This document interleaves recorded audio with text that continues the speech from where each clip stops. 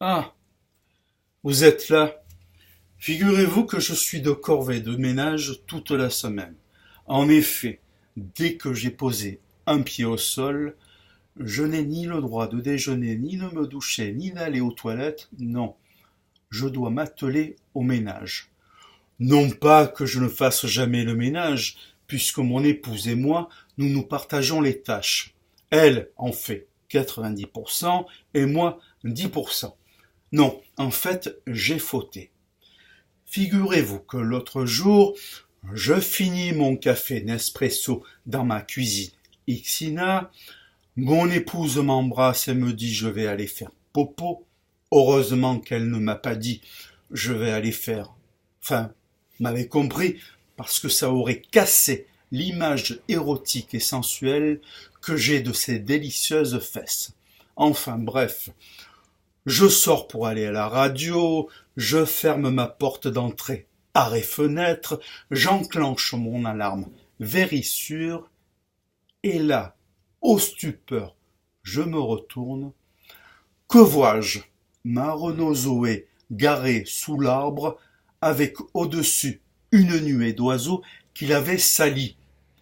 Comment se fait-il que Renault n'ait pas inventé un véhicule qui se nettoie tout seul? À la rigueur, comment se fait-il que Renault ne m'ait pas offert un véhicule neuf?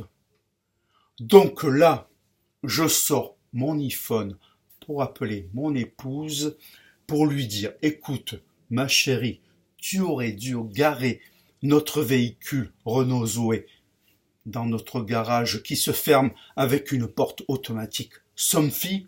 Là, elle me dit, écoute, je vais sous la douche, elle me raccroche au nez.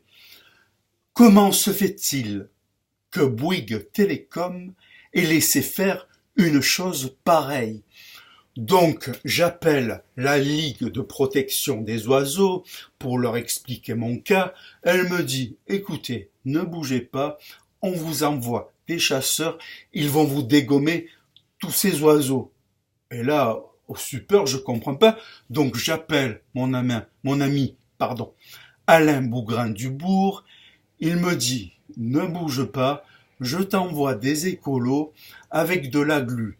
Ils vont la poser non pas sur l'arbre, mais sur le bec des oiseaux. Au moins, ça ne te dérangera pas dans ton sommeil. Enfin bref, je raccroche, la tête toute chamboulée. Je prends le tramway pour aller à la radio. Et là, j'arrive.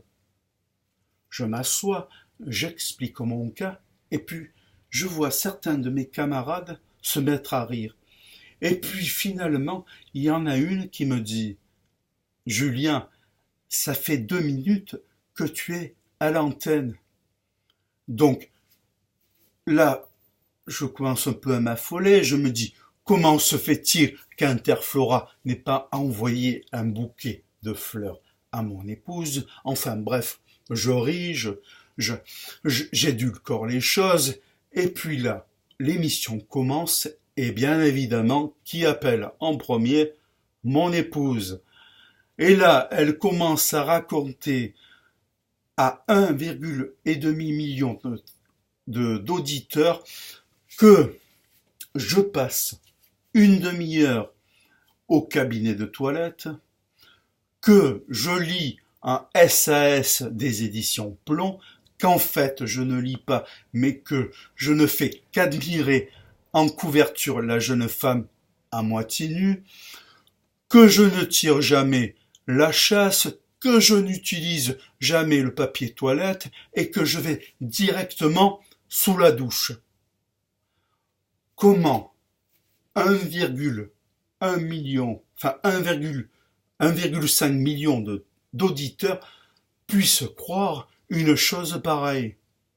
Enfin bref, je vais passer l'aspirateur.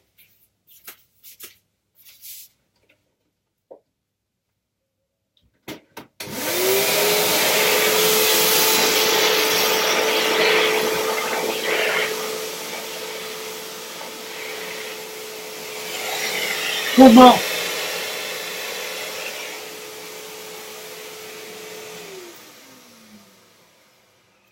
Comment se fait-il que Dyson ne m'ait pas offert un robot aspirateur?